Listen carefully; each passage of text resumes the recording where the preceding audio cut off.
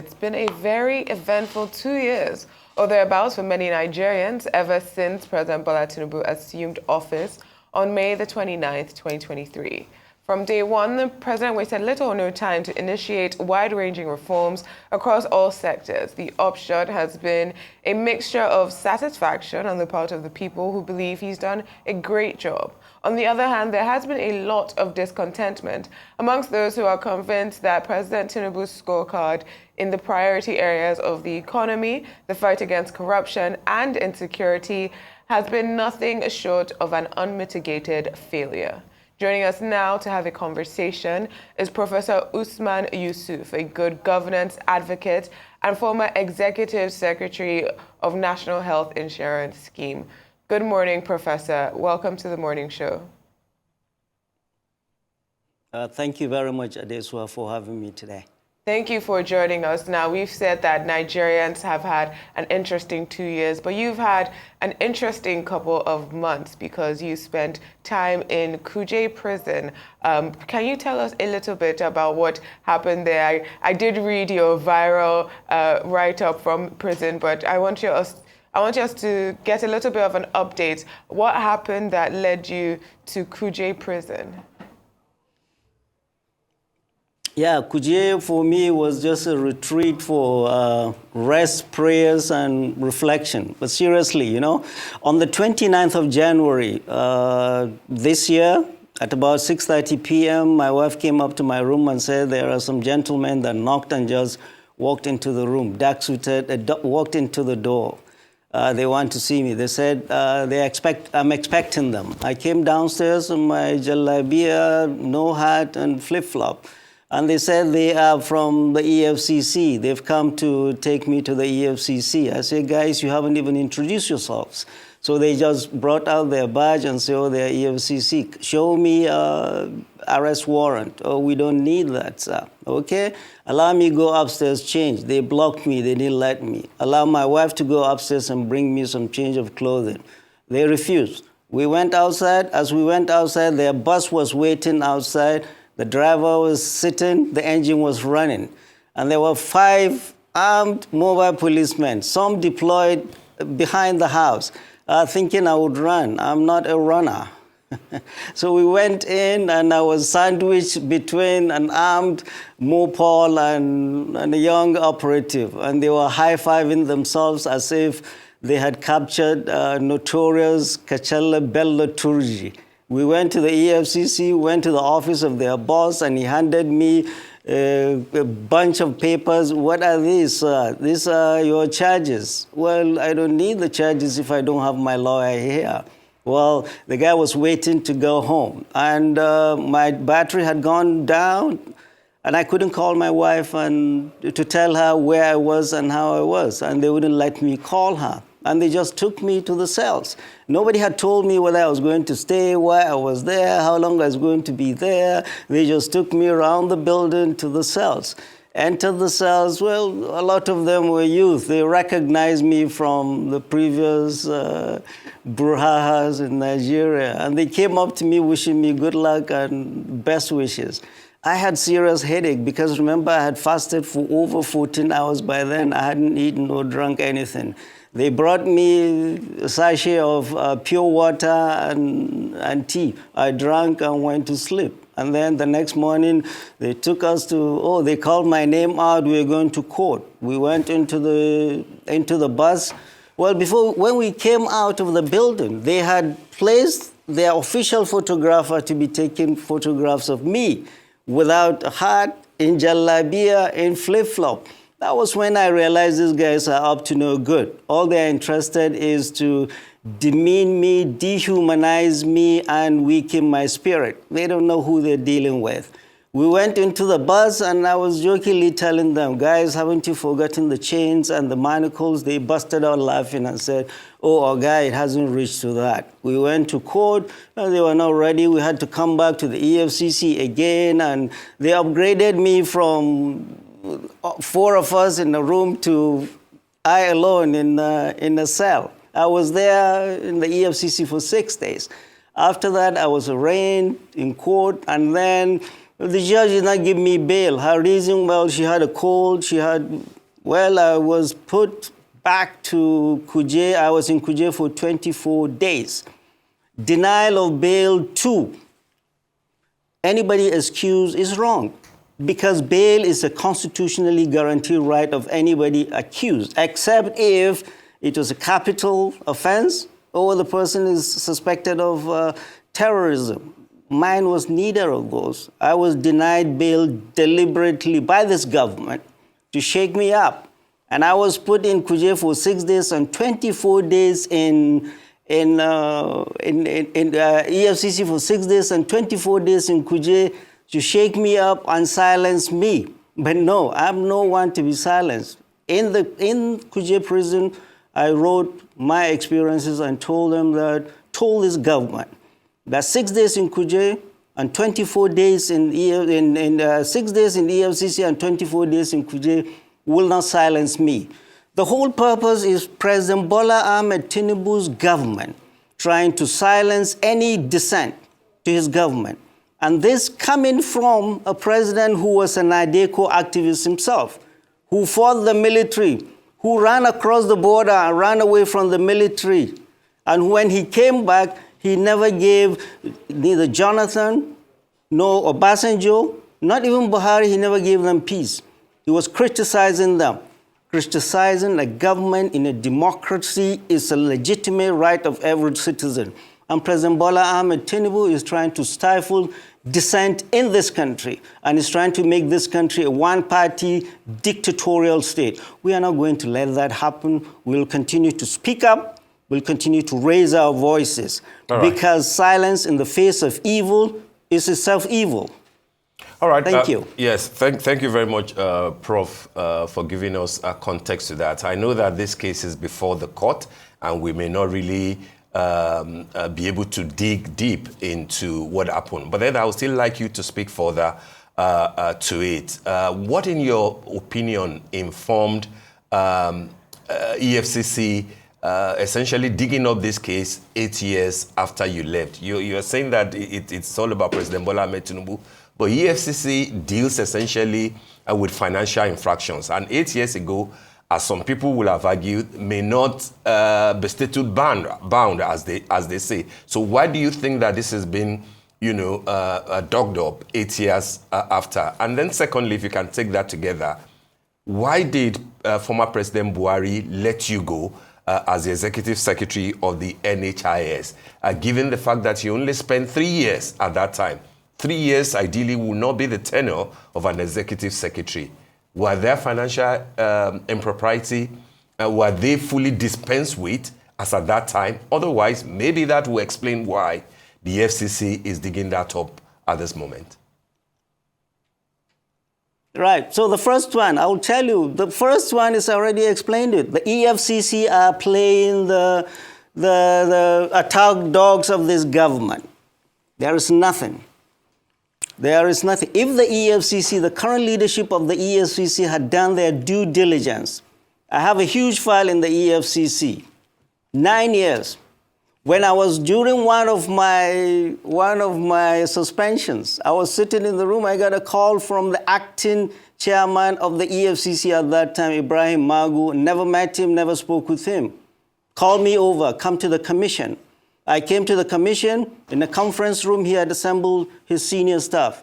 He walked in briskly and said, Prof, after introducing himself and the gentleman in the room, he said, Prof, hand over all papers, all documents related to any monies, any infractions by HMO, banks, or anybody will get their money back. He walked away. True to his words, Ibrahim Magu's EFCC swung into action and recovered billions from banks, from HMOs, for the NHIS. And he was gracious enough when they were transferring the first tranche of money they got back to the then executive secretary. He mentioned my name and my effort. And he signed it himself, which is very unusual. He didn't have to sign it. It meant something. He signed it. It was that paper we tendered to court. that if this gentleman was given a letter of commendation by this same commission for helping the commission to recover billions, and you're telling him he stole millions? NHIS, people don't know, Nigerians don't know, I was in control of more money in the NHIS at that time, real solid, cold, hard cash, than most governors. If I wanted to steal money, I would have done that. My fight in the NHIS was public at that time. When I came to the NHIS, nobody could tell me how much money NHIS had. The year prior, September 2025, the federal government had given a directive that all MDAs should transfer the monies from commercial banks to the TSA in the central bank. When I came, nobody could tell me. So I commissioned an independent financial firm to audit all NHIS accounts. When they presented the report to me, over 13 commercial banks were holding NHIS money in their vaults illegally, over 100 billion. That is 100 billion of Buhari's time, not Tinubu's 100 billion. Over 100 billion. I compiled that report and gave it to all the officials. I presented that to my board. I showed it to my minister. I gave it to everybody that needed to know. So it is that money that Magu's EFCC was recovering.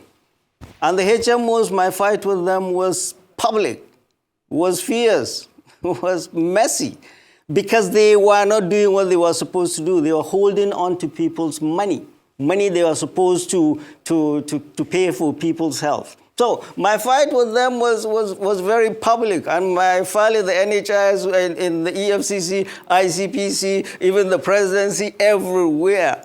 I didn't come to Nigeria to steal money. I have better things to do. I wasn't brought up that way, and I don't bring my children up that way. People that steal money in government do not talk. They do not speak up. They're quiet, so they don't come after them. So it's now President Bola Ahmed Tinubu's time. Oh, this guy is talking too much. Get this guy, go to the EFCC, dig something up. I'm not a politician. I'm not one of those politicians that have stolen money, that you dig up things and shake him up and silence him. Speaking up, we'll continue to do that because it's our responsibility as citizens. We have seen a better Nigeria. A Nigeria we owe a debt of gratitude to. What we are seeing now, we will not allow to continue. Thank you very much. The other question, why did President Buhari let me go? Yes. Well, I had a sit-in with President Muhammadu Buhari. I was suspended in the NHIS twice. Why? Because I did not allow those that wanted to partake in the buffet of corruption I met. I didn't allow that. And they were fighting me all over the place, from the unions who were their foot soldiers, to the HMOs, to the banks, to the ministry, to the National Assembly. Everybody, instead of them to do what is right and do the job of the NHIS. The NHIS has the potential to do a lot of good. The NHIS is the CBN of healthcare. It has the potential to positively impact our people, only if that potential is harnessed. But nobody wanted to harness that. Everybody wanted to take part in that corruption. And I refused. And that was my fight. I didn't know. Unbeknownst to me, a cleric went and spoke with the president. And I would hold the name of that cleric. That was when he came back from hospital. But you need to listen to this gentleman. I went and sat down with the president, and I told Mr. President, you gave me this job without knowing me, without ever seeing me. And I made a promise to God Almighty, not to you, that I was going to be a good custodian of that which I'm entrusted with. So help me God. And that is what I'm going to do. You gave me this job, Mr. President, and you have the power to fire me now, before I get out of this room. But my honor and integrity I have earned over my lifetime. And I will fight anyone who tries to impugn that. And my fight now, this going to court is a continuation of my fight in the NHIS. Anybody trying to impugn my honor and integrity, which I've earned over my lifetime, I will fight fiercely. And I will unapologetically do that fight. Just like we did in the NHIS, we'll continue to do that. Well, so why did President Muhammadu Buhari, I was suspended twice, and at the end, the DSS advised the presidency you better handle this NHIS case, because it was hitting the polity. Things were getting hot. The press, everybody was. So what did they do? The SGF at that time, they gobbled up a committee they called Presidential Committee, and they sent me on what is it, leave.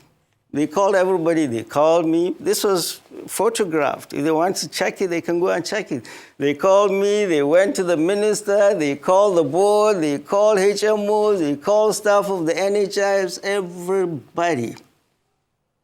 President Muhammadu Buhari wanted to have a clean slate. I think he didn't have the stomach to continue the fight. When I came, I thought the fight against corruption was real. So he let everybody go. He didn't only let me go, he let the board go, and the honorable minister did not come back the second time. So it was a clean slate for everybody. So for me, fighting corruption, I've been in the trenches, and I've been doing that, and will continue to do that, and speak up against injustice and tyranny. Thank you, Professor Usman. Now, I kind of want to... Thank you. I want us to go more into this, because you said, at one point, you said that you had even more money than some governors in Nigeria at the NHIS. And we're facing a huge crisis in Nigeria. Lagos State alone requires 33,000 more doctors. We only have 7,000. It said that over 16,000 doctors have left Nigeria recently. And we also have cases of people being turned away at hospitals because people do not have health insurance, and hospitals are also ill-equipped. So I want you to explain to us a little bit more, because of your role at NHIS, what the failure of NHIS is, particularly when we talk about the current state of Nigeria and what it should be. Right.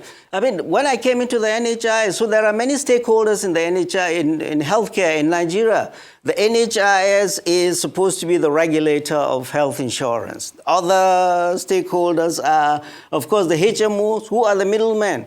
We do not give hospitals money directly. We give this middlemen, they call HMOs, to give to hospitals. The HMOs, they are from America, where I've lived forever. Even in America, they're not popular. So these guys just went and copied and pasted. If you do not know how to paste, do not copy.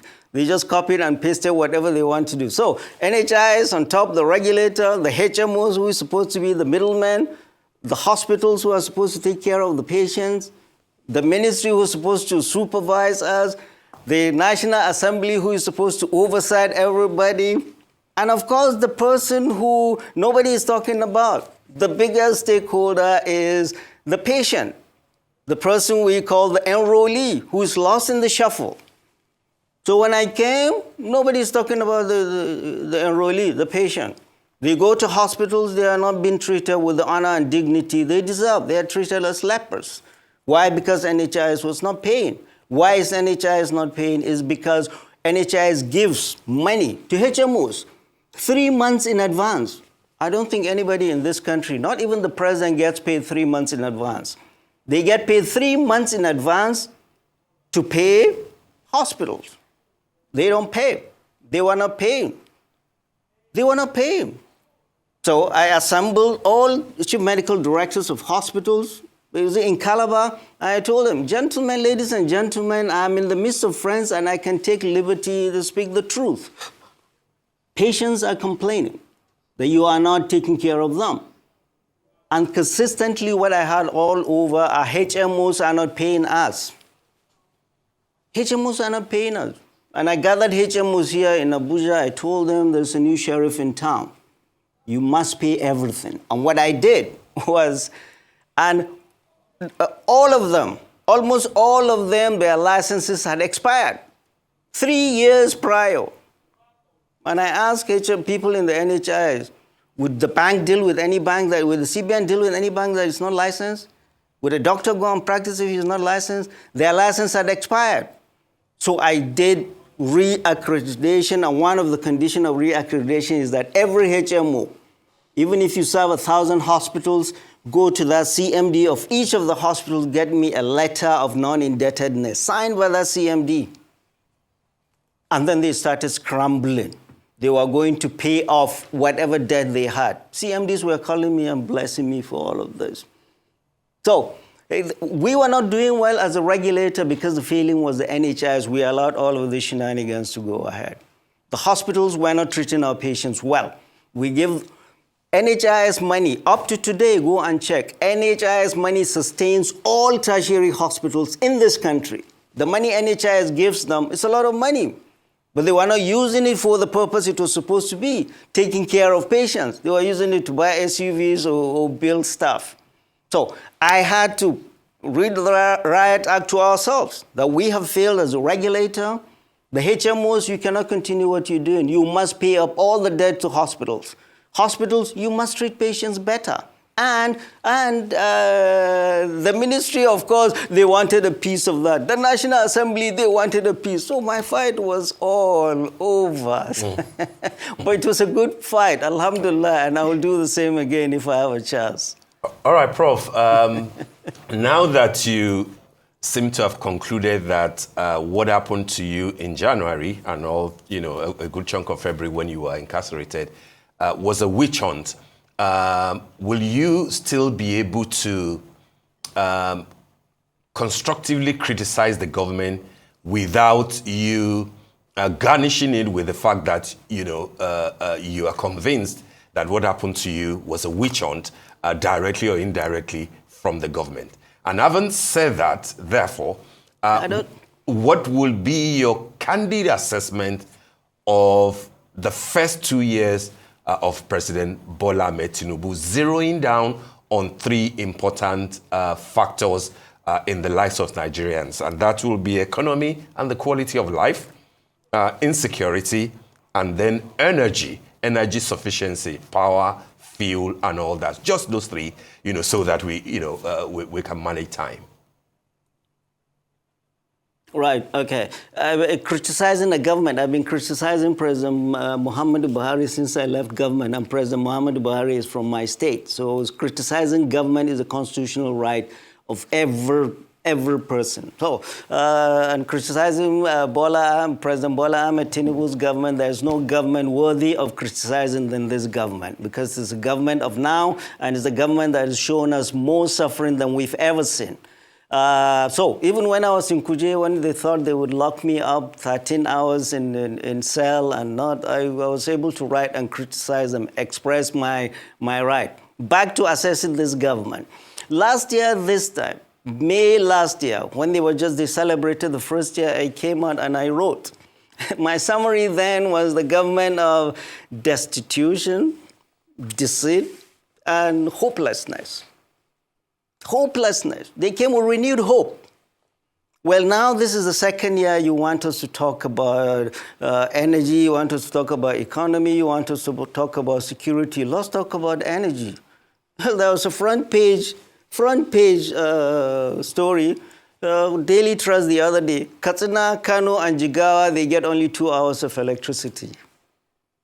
Well, the Aso Villa itself is giving up on the national grid. Is spending 10 billion of our money to go solar. Well, the Minister of Power is jumping up and down, grading A, B, C, without any sense. Grade A, you will have zone A, you will have band A, you will have 20 hours of electricity, and it's all not true. I'm a band A, I'm getting no electricity. So this part of the deceit is just continuing, and there is no strategy at all. No strategy. You just talk today and tomorrow you think we haven't been to school. We've been to a lot of school, and we can tell fiction from fact. Back to security. This is where we are. Since President Muhammadu Buhari's time, we've been talking about security because we risk our lives. In Sheikh Gumi, we went into the forest to meet many of these guys. Some of them have been killed. Why did we do that? Risk our lives at a time when the government at that time and the military and the NSA did not want us involved. We did because it's our land, it's our people, it's our responsibility.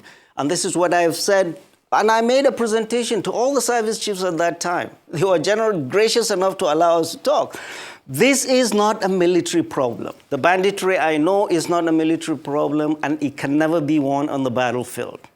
All these conflicts you're seeing, Benue, Plateau, Kaduna, Katsina, Zaria, whatever, even the IPOP. These are all social problems. They're not military problems. We are putting the military in very unwinnable situations. The military, the purpose, the role of the military is to provide an enabling environment for dialogue to happen. Military goes in there, woo, and comes out. But nobody is there to take care of the problem. It's not the military that created this mess. It's politicians. The military is brought to clean up after the mess of politicians. Military is deployed all over, all 36 states of this country and FCT. How many do we have? Boko Haram, 16 years. Banditry, over 11 years. Which military can stand this elasticity? Late Chief of Army Staff, General Lagbaja, said it, that his soldiers are getting battle fatigue. They are getting post-traumatic stress disorder, and some of them are resorting to drugs. Understandably, these are young men. Many from depot training, they are shipped to war front. Many have never seen the barracks. We are putting the military in unwinnable situation. Many of these conflicts are not for the military. Or you send the military in Benue and Plateau and Sokoto and Katsina, what are they going to do? Who will they kill? When we were young, this was the job of all of mobile police. When the mobile police come into town, the bad guys know the new sheriff is in town. But now, where are mobile police? They're all here guarding Oga, his wives, and side chicks. Yeah, I'd like to... These are all the jobs of the military. Professor Usman, I'd like to go in because, you just mentioned Benue and Plateau particularly, and you've said, you've differentiated with the role of the military and the police. Military is usually used for external security, but now we need them for internal security here in Nigeria due to, from your explanation, probably a failure of our security apparatus. But beyond that, I want to know your analysis of what we're seeing in Benue and Plateau State. Also, particularly considering the governor, Aliyah, saying that a lot of the crimes are being carried out by men who are not from the country. He said they are foreigners, they don't speak the language, and possibly not from Benue State. So do you think that there are serious brewing, discontent, particularly in the North Central? No, we've had this music long time ago. When banditry came, they say, oh, they are from Mali, they are from this, they are from this. The guys that busted the train, which we were involved in, they say they are from this, they are from this. I'm a doctor. If you don't have a diagnosis, you cannot write a prescription. So all these security issues we are doing, we do not have a diagnosis. We're just throwing lives and throwing resources. And I've said it consistently. All our security problems are local. Their solutions must be found locally. Don't go to Mali or Niger or anywhere. Look for your problems locally and solve them locally. Big plans that we've been doing for the past 20 years from Abuja have never worked and will never work. We don't learn a lesson, we keep doing the same thing over and over and over again. We bring troops and all the way from Abuja, they go into Benue, they go into... The problems are in Benue, the problems are in Plateau, the problems are in Kaduna, the problems are in Katsina. It's not the military or the politicians in Abuja in the air-conditioned rooms in Abuja or the ministers that will solve those problems. It is the local, the governor, the clerics, the traditional rulers, the elders within that community must reconcile communities. It's not the job of the military. It's not the job of the NSA. It's not the job of the president. The governor, you need to sort out what the problems are in each of your states. What is in Benue is different from Plateau, different from Kaduna, different from Katsina, different from...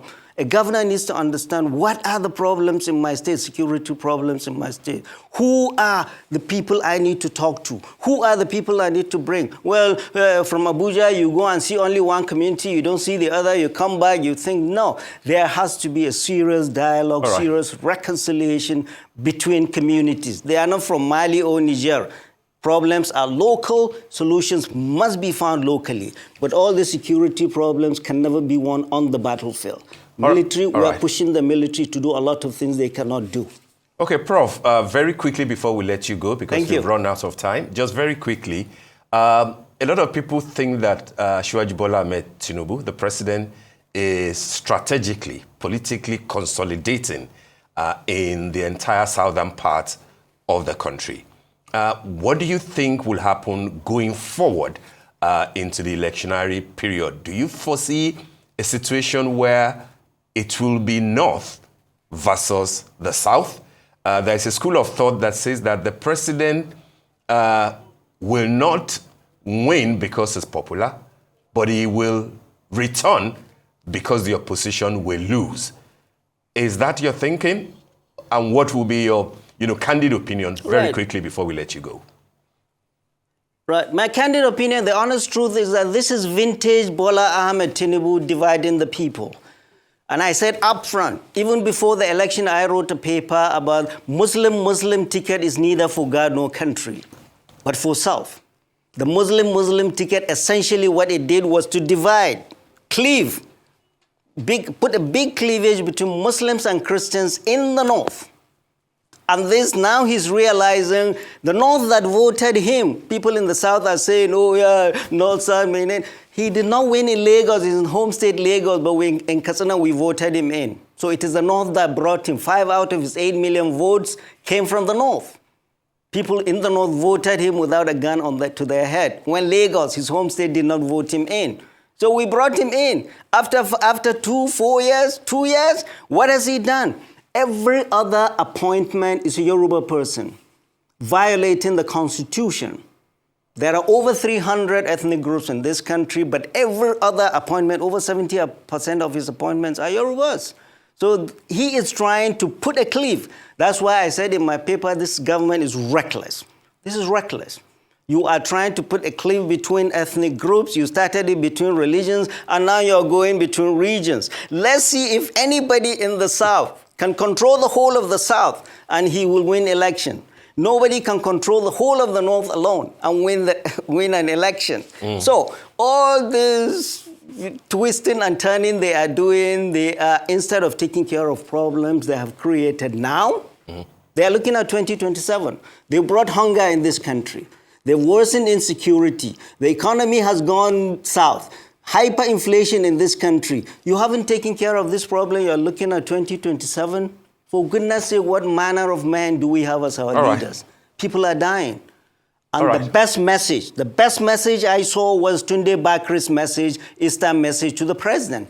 Mr. President, listen to clerics, men of God, listen to critics that criticize you and do the right thing. 2027 is a bridge too far. We have now to take care of and do that now. Cleaving this country between North and South will get you nowhere. All right, Prof, we want to thank you for being candid as always. Thank you for joining us on The Morning Show.